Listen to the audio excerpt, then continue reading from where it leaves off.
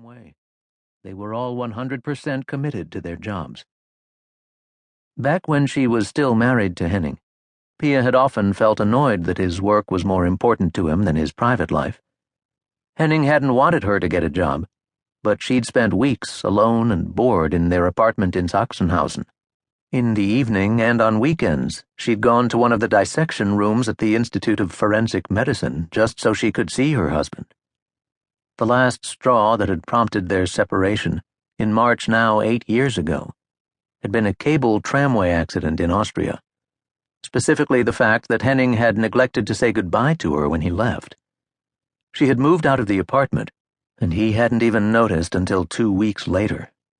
Subsequently, she had made the two best decisions in her life: to buy Kirchhoff and to return to her old job with the criminal police.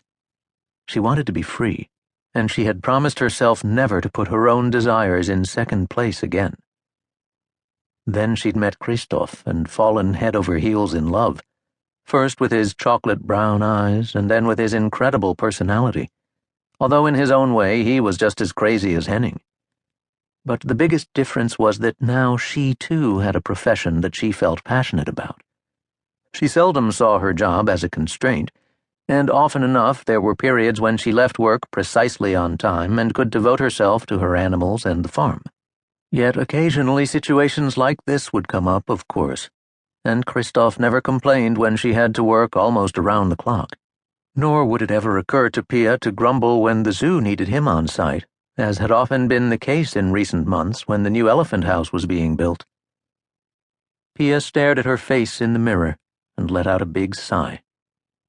She had known that Kirchhoff would understand and not be disappointed or angry, and although she was relieved, she was sad about his reaction. For the first time, they were supposed to celebrate Christmas and New Year's Eve as a married couple. But now she would sit around at Kirchhoff while Kirchhoff spent the holidays with strangers thousands of kilometers away. Just a little while ago, as he gave her one last hug before leaving to finish up some work at the zoo, she'd felt as if her heart were about to be ripped out of her chest. At that moment, she had doubted her decision. Could two dead people whom she didn't even know be more important to her than the man she loved above all else? What if something happened to Kirchhoff on the trip? What if the plane crashed or the ship sank, and she would never see him again? How would she be able to stand that? She already missed him so much that the pain was physical. Ever since they met, they had never once been apart longer than a day. Pia got dressed and drew her hair into a knot at the nape of her neck. So far, Bodenstein knew nothing of her decision to cancel her vacation. None of her colleagues expected that she would sacrifice her time off to assist in a homicide investigation, and apart from her boss, none of them would ever consider doing the same. She could still phone Kirchhoff and tell him that she would fly with him after all. She turned off the bathroom light and went downstairs. Her cell phone was on the kitchen table. All she had to do was pick it up and press the speed dial to reach Kirchhoff.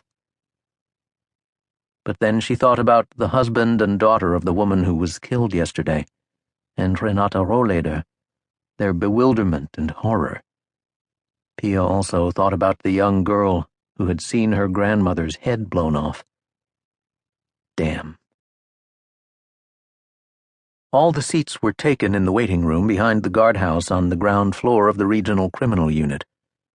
Previously, Chief Commissioner Neuhaus, Nicola Engel's predecessor in the post, had preferred to use this space for his numerous press conferences because it was the biggest room in the building.